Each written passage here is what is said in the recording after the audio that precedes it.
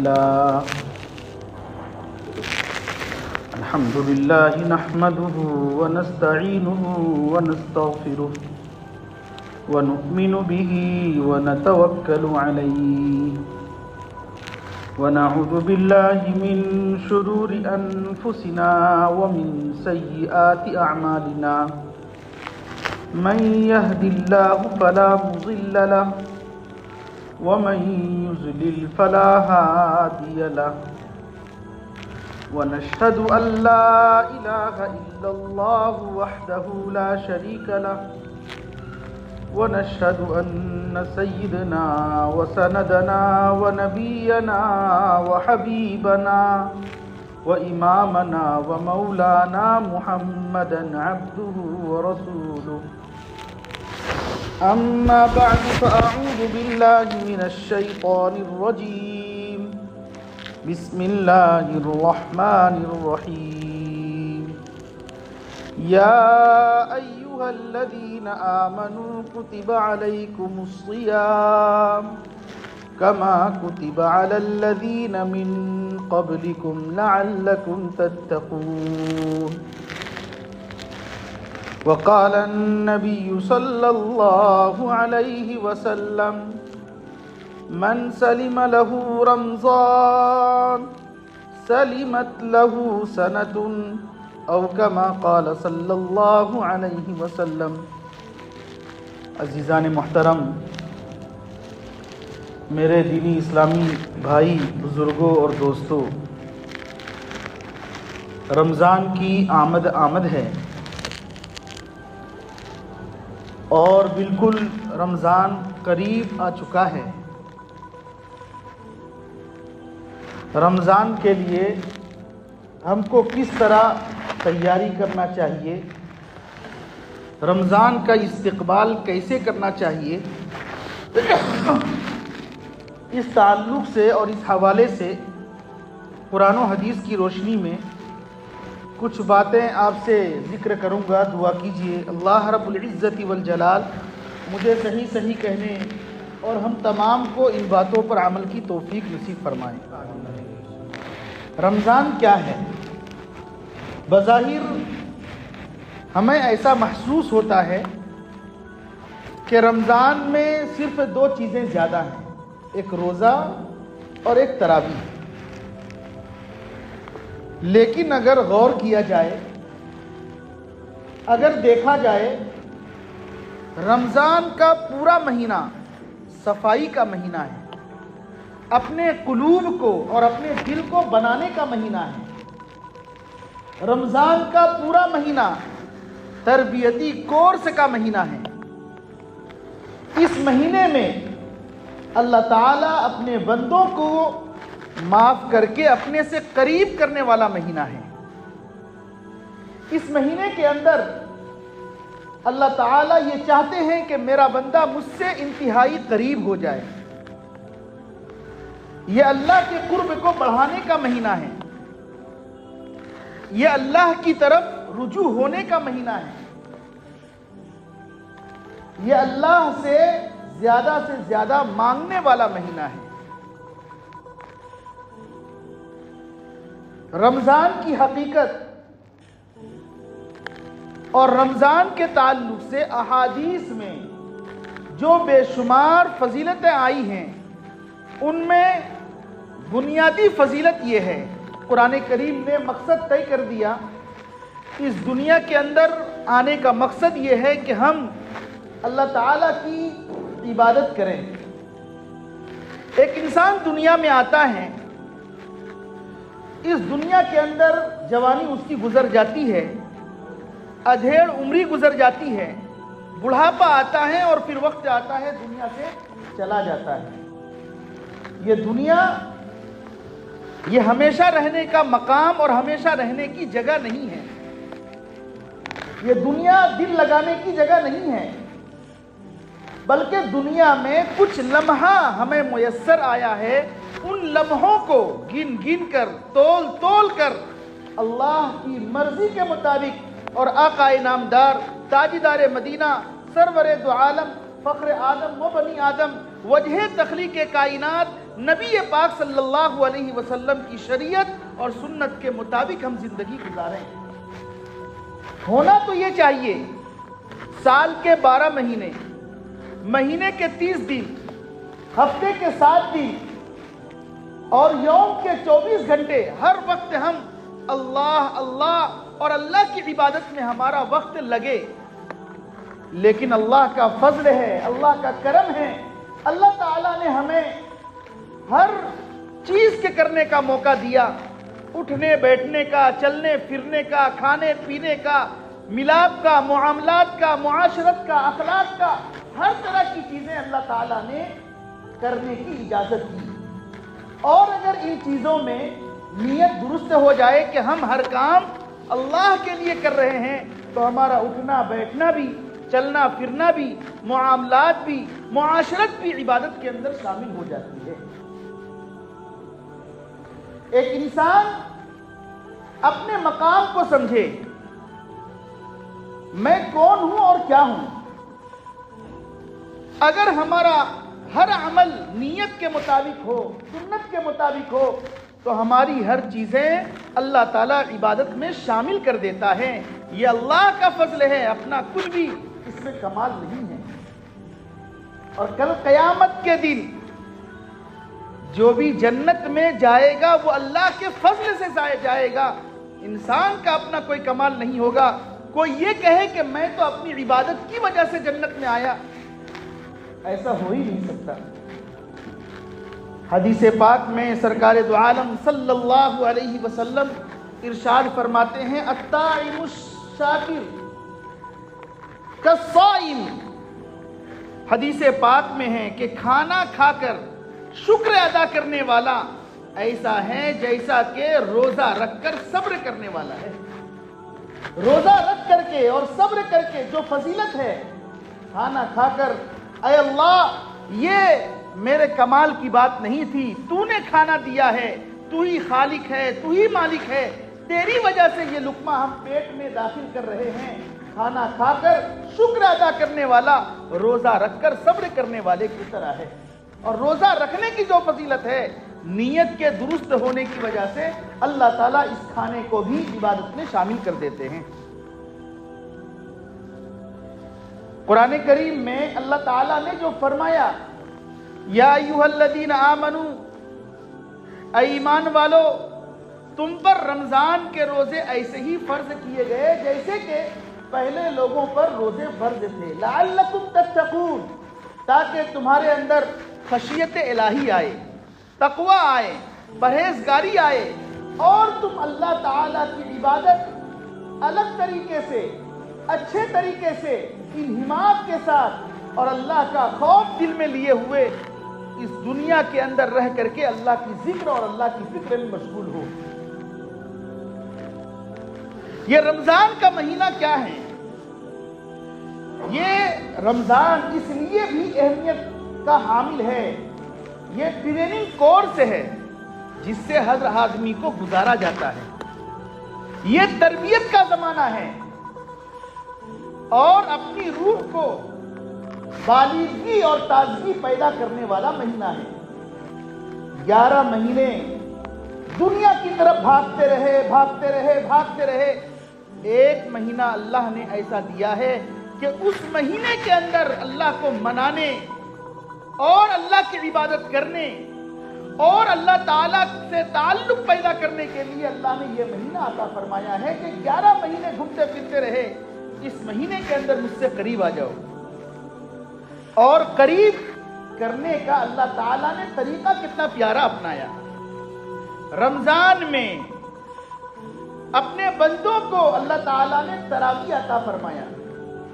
20 رکعت کی تراویح میں 40 سجدے ہوتے ہیں، اور بندہ اللہ سے سجدے سے جتنا اللہ کے قریب ہوتا ہے، کسی اور چیز سے اللہ سے قریب ہونے کا اس سے اچھا ذریعہ اور اس سے افضل ذریعہ نہیں ہے۔ قرآن کہتا ہے سجدہ کرو اور مجھ سے قریب ہو جاؤ۔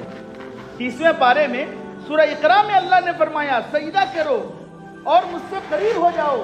معلوم یہ ہوا یہ مہینہ اللہ چاہتا ہے کہ میرا بندہ مجھ سے لو لگائے، میرا بندہ مجھ سے قریب ہو، میرا بندہ مجھ سے مانگے، میرا بندہ جو مانگے گا میں اس کو دوں گا۔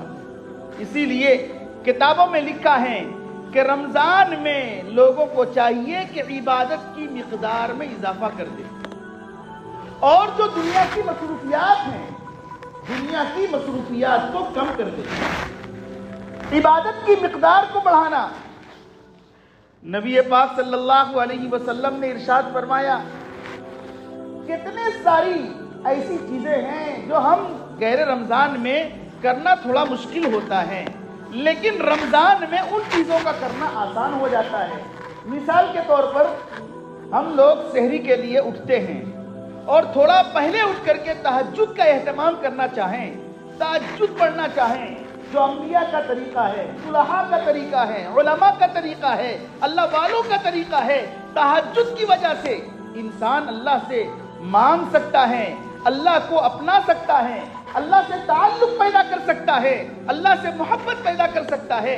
تہجد ایسی چیز ہے کہ اللہ کا قرب جو جائے اتنا اللہ سے قرب اور نزدیکی حاصل کر سکتا ہے۔ حدیث پاک میں نبی پاک صلی اللہ علیہ وسلم نے ارشاد فرمایا، افشوا السلام واطعموا الطعام وصلوا الارحام وصلوا باللیل والناس نیام تدخلوا الجنۃ بسلام۔ حضرت سلمان فارسی رضی اللہ تعالیٰ عنہ کو چند چیزیں بتلائی، نصیحت کی، ان میں یہ تھا کہ سلام کو عام کرو، کھانا کھلاؤ، صلہ رحمی کرو، اور جس پر توجہ دینا ہے وہ تدخلوا اللیل، رات میں قیام کرو اور رات میں تہجد پڑھو، جبکہ لوگ سارے کے سارے سو رہے ہوتے ہیں۔ اللہ تعالیٰ آسمان میں آ کر یہ ندا دیتا ہے، یہ آواز دیتا ہے کوئی مانگنے والا میں اس کو دوں، ہے کوئی روزی چاہنے والا میں اس کو روزی عطا کروں۔ یہ اللہ تعالیٰ ندا دیتے رہتے ہیں، پکارتے رہتے ہیں، لیکن ہم لوگوں کی حالت یہ ہوتی ہے کہ ہم اٹھ نہیں پاتے، اللہ کو منا نہیں پاتے۔ تو میرے دوستو، رمضان کا مہینہ اتنا مبارک مہینہ ہے، 11 مہینے ہم نے جسم کی پرورش کی غذا سے، لیکن رمضان کا مہینہ آپ عبادت کر کے روح کے اندر تازگی پیدا کر سکتے ہیں۔ 11 مہینے ہم نے جسم کو کھلایا، 1 مہینہ اللہ کے لیے عبادت کریں گے، روح میں تازگی پیدا ہوگی، روح میں بالغی آئے گی، اور ظاہر سی بات ہے جب روح میں تازگی آتی ہے انسان زندہ کہلاتا ہے، انسان کا شمار مردوں میں ہو ہی نہیں سکتا۔ نبی پاک صلی اللہ علیہ وسلم نے تو یہاں تک فرمایا، من سلم لہو رمضان سلمت لہو سنتن، جس کا رمضان اچھا گزرے گا پورا سال اس کا اچھا گزرے گا۔ یہ فضیلت ہم نے آپ نے اپنی طرف سے نہیں، نبی نے فرمایا، نبی کی ہر بات سچی، نبی کی ہر بات پکی۔ نبی نے جب یہ کہہ دیا کہ جس کا رمضان اچھا گزرے گا سلیمت لہو سنتن، پورا سال اس کا اچھا گزرے گا۔ کیا ہم نہیں چاہتے کہ میرا پورا سال اچھا گزرے، خوشحال کے ساتھ گزرے، بال بچوں کے ساتھ اچھی طرح بال بچے رہیں، اس طرح گزرے، گھر میں آفتیں نہ آئیں، مصیبتیں نہ آئیں، پریشانیاں نہ آئیں، تکلیفیں نہ آئیں، ہمارا اللہ ہم سے راضی ہو، اس حال میں ہم اللہ کو بنانے والے اور اپنانے والے ہوں۔ کیا ہم نہیں چاہتے ہیں؟ بالکل چاہتے ہیں، اور ہمارے اندر یہ تڑپ ہے اور یہ لگن ہے کہ ہم رمضان کے اندر اللہ تعالیٰ کو اپنائیں، اللہ تعالیٰ کا قرب حاصل کریں۔ تو میرے دوستو، رمضان میں ہم تہجد آسانی کے ساتھ پڑھ سکتے ہیں، اس لیے رمضان میں ہونا تو یہ چاہیے کہ ہمیشہ تہجد کی نماز ہم پڑھیں، تہجد کا ہم پابند ہو، تہجد کی نماز نفل ہے، لیکن تہجد پڑھنے سے اللہ کا قرب بھی ملتا ہے، انبیاء کا قرب بھی ملتا ہے، صلحاء کی عادت رہی ہے، اس لیے تہجد کا اہتمام کرنا چاہیے۔ غیر رمضان میں نہیں کر سکتے تو کم از کم رمضان میں ضرور کر لینا چاہیے۔ 8 رکعت تراویح، 8 رکعت تہجد کی نماز پڑھنا یہ کوئی مشکل نہیں ہے، آسانی کے ساتھ آپ کر سکتے ہیں۔ تو رمضان میں عبادت کی مقدار کو بڑھانے کا مطلب یہ ہے کہ رمضان کے علاوہ ہم 5 وقت کی نماز پڑھ رہے تھے اور رمضان میں ہم نے تہجد کا اضافہ کر دیا، رمضان میں ہم نے اشراق کا اضافہ کر دیا۔ سورج نکلنے کے بعد اور سورج جو ہے اچھی طرح بلند ہو جائے، اس وقت جو نماز پڑھی جاتی ہے اشراق کی نماز، یہاں رک کر کے یہ سمجھ لینا ضروری ہے، ہر چیز کا ایک وقت ہوتا ہے اور ٹائم ہوتا ہے۔ عبادت کو اسی وقت آپ انجام دیں گے تو اللہ عبادت کو قبول کریں گے۔ ہم کو یہ دیکھنا ہے کہ 3 وقت میں نماز پڑھنا مکروہ ہے۔ جب سورج نکل رہا ہو، طلوع ہو رہا ہو، اس وقت نماز پڑھنا، عبادت کرنا مکروہ ہے۔ جب سورج سر پر ہو اس وقت عبادت کرنا مکروہ ہے، اور جب سورج ڈوب رہا ہو اس وقت بھی عبادت کرنا مکروہ ہے۔ اور مکروہ ہونے کی وجہ یہ ہے کہ شیاطین اور جنات سورج کو اپنے دونوں ہاتھوں کے درمیان لے لیتے ہیں۔ اگر اس وقت کوئی عبادت کرے گا تو یہ وہم ہوگا کہ وہ شیطان کی عبادت کر رہا ہے۔ صبح سے بچنے کے لیے ہم کو منع کیا گیا اور کہا گیا کہ 3 وقت کے علاوہ میں جو اوقات ہیں، جو ٹائم ہے، آپ اس وقت میں نماز پڑھ سکتے ہیں، عبادت کر سکتے ہیں۔ آج کا ماحول ایسا بنتا جا رہا ہے، نہ تو دیکھتے ہیں نہ آؤ دیکھتے ہیں، بس جس طرح چاہتے ہیں عبادت کرنا شروع کر دیتے ہیں۔ لوگوں کا کام یہ ہے، اگر معلوم نہ ہو تو علماء سے مسئلہ پوچھنا چاہیے۔ قرآن کہتا ہے فَاسْأَلُوا أَهْلَ الذِّكْرِ إِن كُنتُمْ لَا تَعْلَمُونَ، اے لوگوں پوچھو ان لوگوں سے اگر تم کو معلوم نہیں ہے، جاننے والوں سے معلوم کر لیا کرو۔ عبادت ہو اور عبادت کے طریقے پر نہ ہو تو وہ عبادت کیسی؟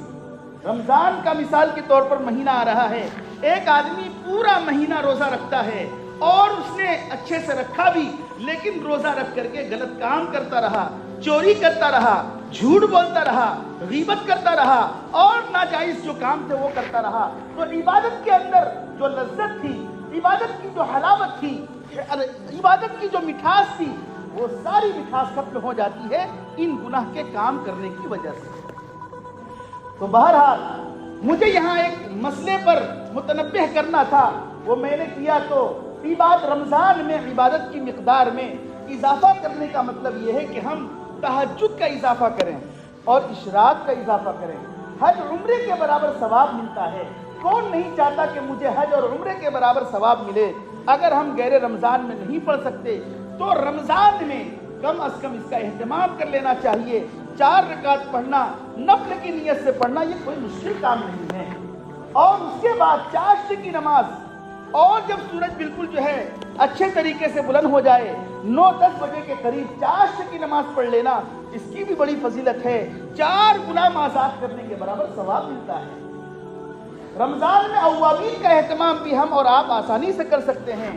تو ایک تو رمضان کا مہینہ مبارک مہینہ، رحمتوں بھرا مہینہ، اللہ کو منانے والا مہینہ، وہیں آپ اگر 5 وقت کی نماز کے ساتھ، تراویح کے ساتھ تہجد بھی پڑھ رہے ہوں اور اشراق بھی پڑھ رہے ہوں، چاشت بھی پڑھ رہے ہوں، اوابین کا بھی آپ خیال کر رہے ہوں، اللہ کو ضرور رحم آئے گا۔ اللہ فرشتوں سے کہے گا اے فرشتوں، یہ میرا بندہ جو رمضان میں مجھے مناتا رہا اور رمضان میں میرے قریب ہونے کی اس نے کوشش کی، اے فرشتوں میں حکم دیتا ہوں فلاں بندے کو جنت میں داخل کر دو۔ اللہ تعالیٰ تو اپنے مومن بندے کو معاف کرنے کے لیے بہانہ تلاش کر رہے ہوتے ہیں۔ کل قیامت کے دن میدان محشر میں ایک آدمی کو بلایا جائے گا اور اس سے کہا جائے گا تیرا کوئی گناہ نہیں ہے، جا تو جہنم میں چلا جا۔ وہ بندہ تیزی سے دوڑتے ہوئے جہنم کی طرف جائے گا، پھر اس کو بلایا جائے گا اتنا تیزی کے ساتھ، تو کیوں جہنم کی طرف دوڑ کر جا رہا ہے؟ وہ بندہ کہے گا اے اللہ، دنیا کے اندر میری 80 سال کی عمر رہی، کبھی میں نے تیرے حکم کی اطاعت نہیں کی، ہمیشہ میں نافرمانی کرتا رہا۔ آج موقع ملا ہے، کم سے کم آج آپ کی فرما برداری کی وجہ سے، آپ کی اطاعت کی وجہ سے میں تیزی سے بھاگ رہا ہوں، کم از کم یہ جو ہے آپ کی اطاعت میں شمار ہو جائے۔ یہ سننا ہوتا ہے، اللہ کو رحم آ جاتا ہے، اللہ فرماتے ہیں اس بندے کو جنت میں داخل کر دو۔ ذرا دیکھیے، ایک بندے سے کہا جاتا ہے جاؤ جہنم میں، وہ جاتا ہے، بار بار پیچھے مڑ کر دیکھ رہا ہے، بار بار پیچھے مڑ کر دیکھتا ہے۔ اللہ فرماتے ہیں بار بار پیچھے پلٹ کر کیوں دیکھ رہے ہو؟ تو بندہ کہتا ہے اے اللہ، آپ کی رحمت غضب پر غالب ہے، آپ کی رحمت تو 70 ماؤں سے زیادہ ہے، میں اس لیے پلٹ رہا ہوں تاکہ تجھے رحم آ جائے۔ اللہ فرماتے ہیں اگر تیرے اندر یہ تڑپ ہے اور تو اس وجہ سے مجھے پلٹ پلٹ کر دیکھ رہا ہے، اے فرشتوں اس بچے کو بھی جنت میں داخل کر دو۔ اللہ کی رحمت کا اور اللہ کے بہانے کا کیا ٹھکانہ ہے؟ اللہ میری اور آپ کی سب کی مغفرت کر دے۔ تو رمضان کے مہینے میں اپنے آپ کو منانے کا، روح کے اندر تازگی پیدا کرنے کا اور اللہ کی رحمتوں کو متوجہ کرنے کا اور اللہ سے مضبوط تعلق پیدا کرنے والا مہینہ ہے۔ جتنا ہو سکے اپنے آپ کو نہ گنوا کر اس رمضان کو اچھے طریقے سے گزارنا ہے۔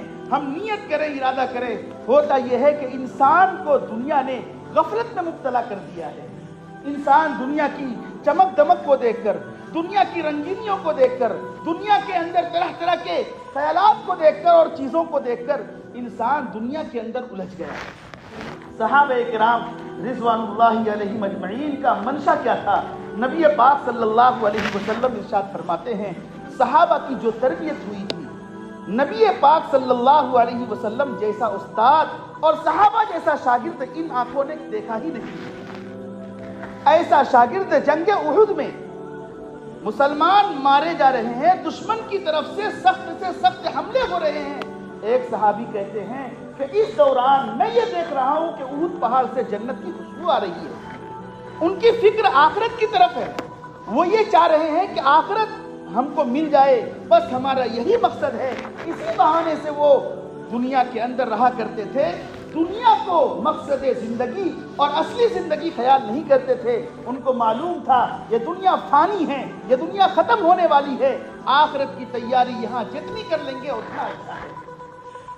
اسی لیے کتابوں میں لکھا ہے، 3 آدمی کا واقعہ کتابوں میں ملتا ہے اور یہ واقعہ بہت ساری کتابوں میں بھی ہے۔ وہ یہ کہ 3 آدمی ہوتے ہیں، ایک گنجا ہوتا ہے اور ایک آدمی جو ہے ابرس ہے، ایک آدمی ابرس ہے، ابرس کوڑ کی بیماری، ایک گنجا ہے اور ایک اندھا ہے۔ یہ واقعہ سنانے کا مقصد کیا ہے؟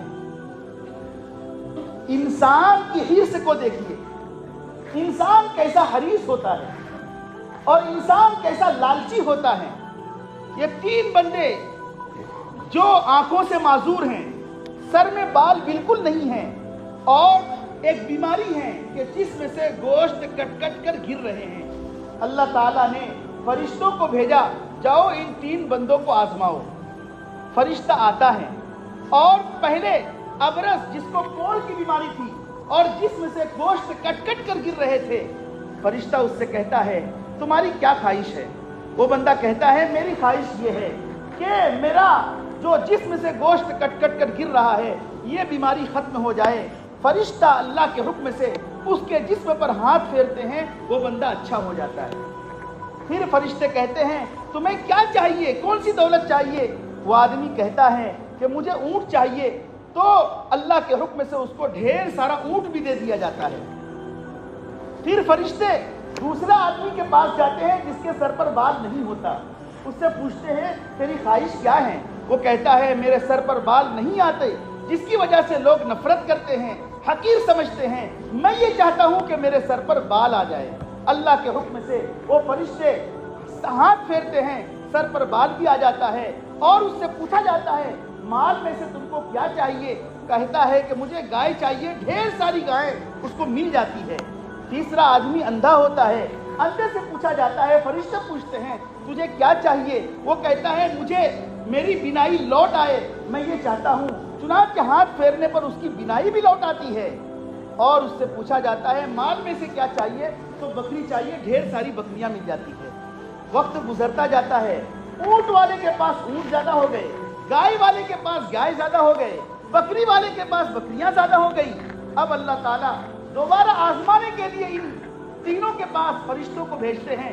وہ فرشتہ بھیس بدل کر فقیر کی حالت میں، مسکین کی حالت میں پہلے ابرس کے پاس جاتا ہے جس کے جسم سے گوشت کٹ کٹ کر گر رہا تھا اور جو اچھا ہو گیا تھا، پہلے اس کے پاس جاتا ہے اور کہتا ہے ارے میں حقیر اور میں فقیر ہوں، میں مسکین ہوں، میں غریب ہوں، مجھے کچھ دولت دے دو، پیسہ اور روپیہ دے دو۔ وہ فقیر، وہ ابرس کہتا ہے کہ یہ میرے پاس اور لوگوں کے حقوق ہیں، میں آپ کو نہیں دے سکتا، میرے پاس بہت سارے حقوق ہیں، میں تمہیں کچھ نہیں دے سکتا۔ تو فرشتے جو فقیر اور مسکین کی حیثیت میں گئے تھے انہوں نے فرمایا کہ دیکھو تم پہلے کوڑ تھے، تم کو ایک بیماری تھی، اور اللہ کی وجہ سے تم اچھے ہو گئے، اس لیے اللہ نے تم کو دولت بھی دی ہے، جو کچھ اللہ کی راہ میں فقیر ہوں تاکہ میں ان چیزوں کے ذریعے میں اپنے گھر پہنچ جاؤں۔ وہ کہتا ہے یہ تو دولت ملی ہے، یہ دولت ملی ہے کابرن عن کابرن، یہ تو میرے باپ داداؤں کی وجہ سے مجھے ملی ہے، میں نہیں دے سکتا۔ فرشتے پھر دعا کرتے ہیں تو جیسی حالت میں تھا ویسا ہو جا، چنانچہ وہ ویسا ابرص والا، کوڑی والا ویسا ہو جاتا ہے۔ دوسرے آدمی کے پاس جایا جاتا ہے جو اندھا تھا، اس سے کہا گیا تمہارے پاس گائے بہت زیادہ ہے، یہ گائے جو ہے اللہ کی راہ میں دے دو۔ اس نے بھی انکار کیا اور فرشتوں کو وہ جو فقیر کی حیثیت میں آئے تھے کچھ نہیں دیا۔ اور تیسرے نمبر پر جب بکری والے کے پاس جاتے ہیں تو بکری والوں سے کہا جاتا ہے میں فقیر ہوں، مجھے کچھ دے دو تاکہ میری ضرورت پوری ہو جائے۔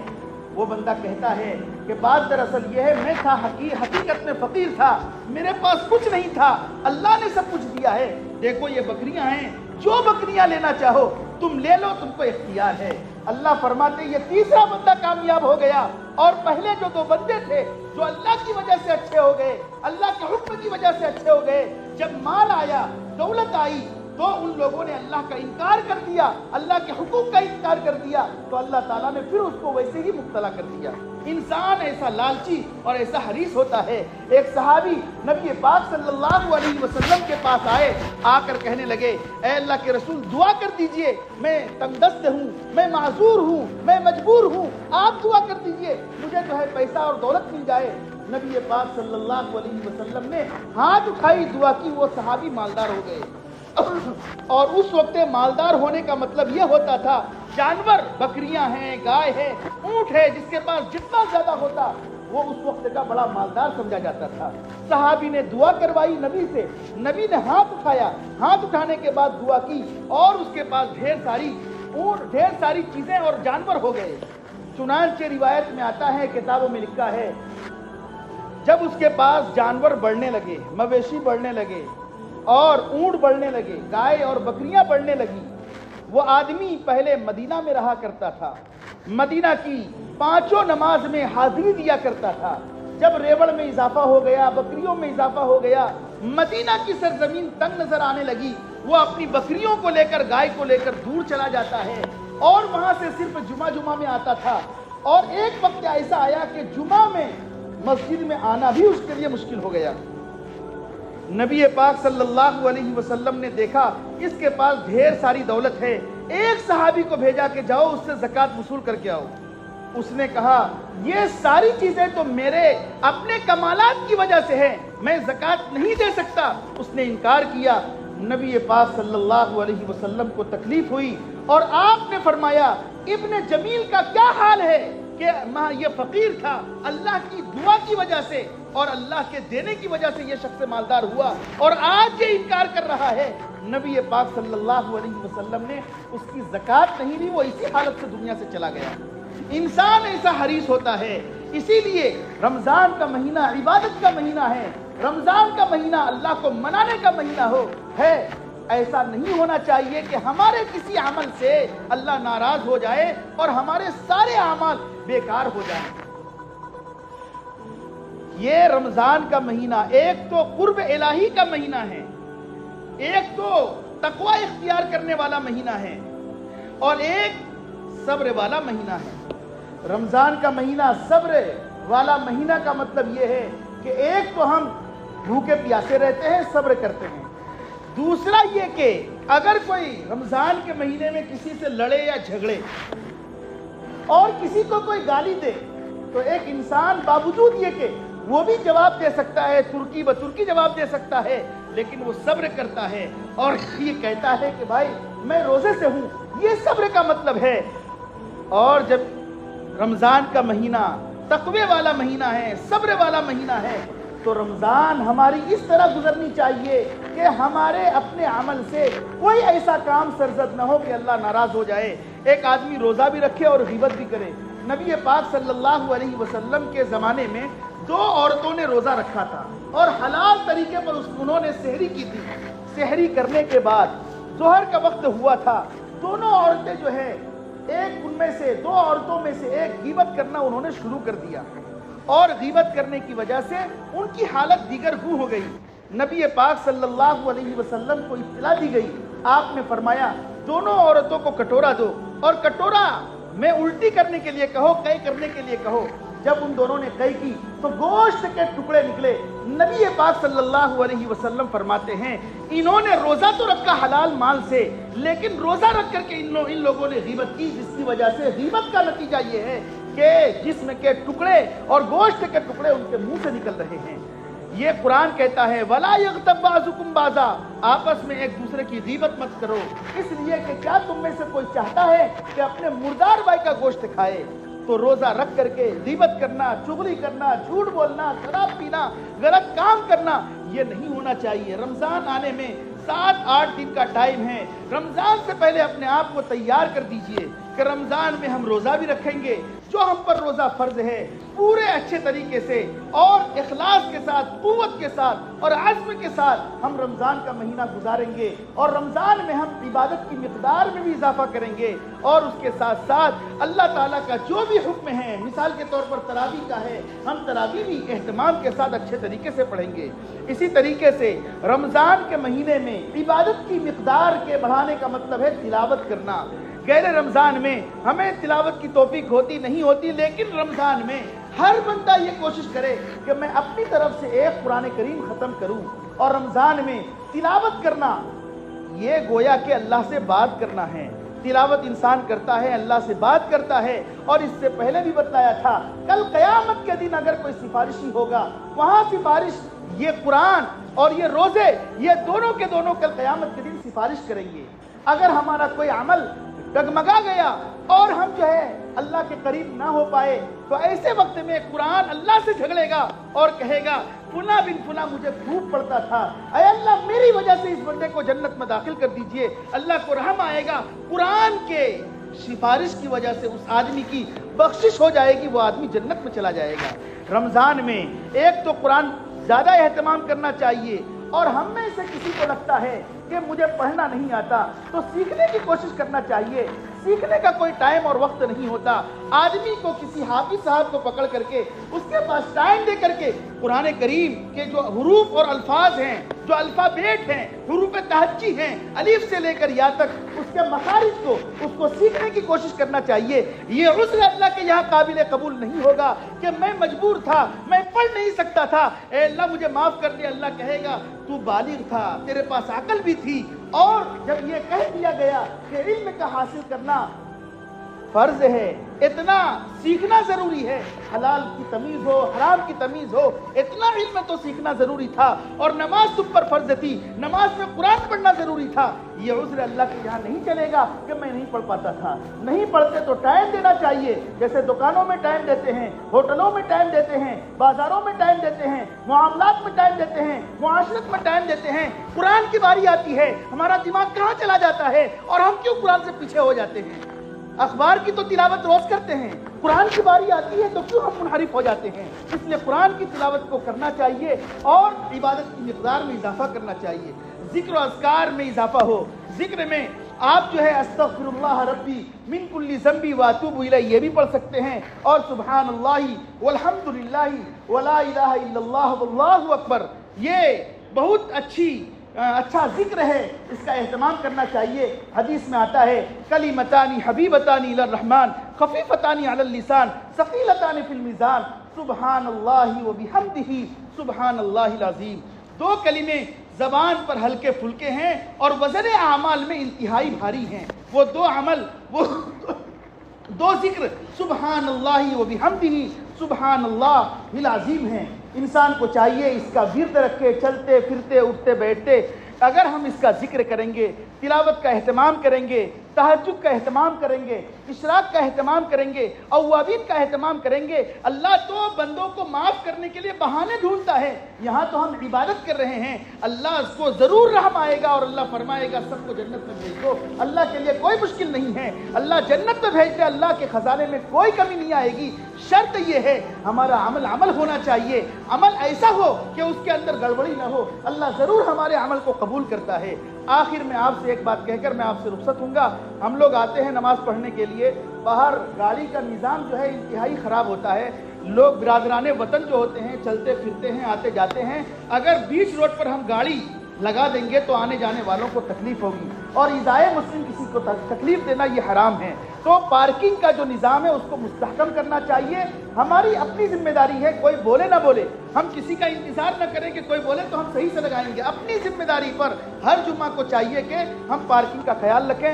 امید ہے کہ انشاءاللہ اس پر عمل کریں گے۔ وآخر دعوانا الحمدللہ رب العالمین۔